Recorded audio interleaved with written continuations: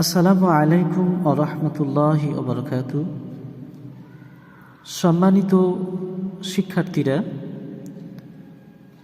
আরবি শিক্ষা কোর্সের প্রথম ভাগ। আরবি শিখতে হলে প্রথমে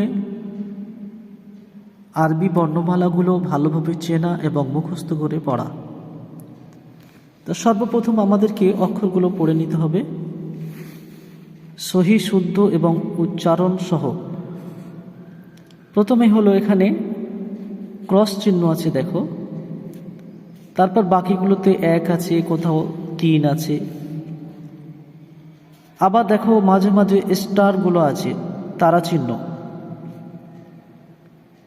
এর এক একটি হলো, যখন দেখবে ক্রস চিহ্ন যে অক্ষরের মধ্যে আছে সেগুলো কোনো পরিমাণ টান দিয়ে পড়া যাবে না।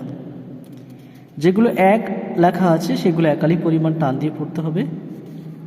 যেগুলো 3 আছে সেগুলো 3 আলি পরিমাণ টান দিয়ে পড়তে হবে।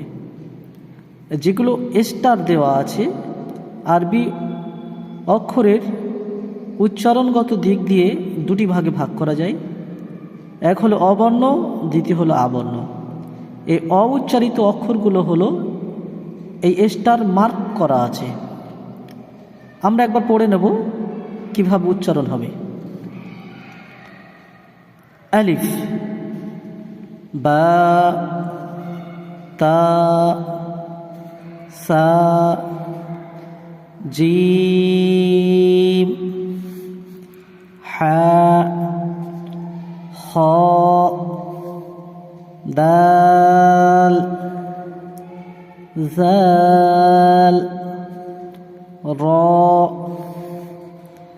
জা, সিন, শিন, صاد ضاد طاء ظاء عين غين فاء قاف كاف لام মিম নুন ওয়াও হা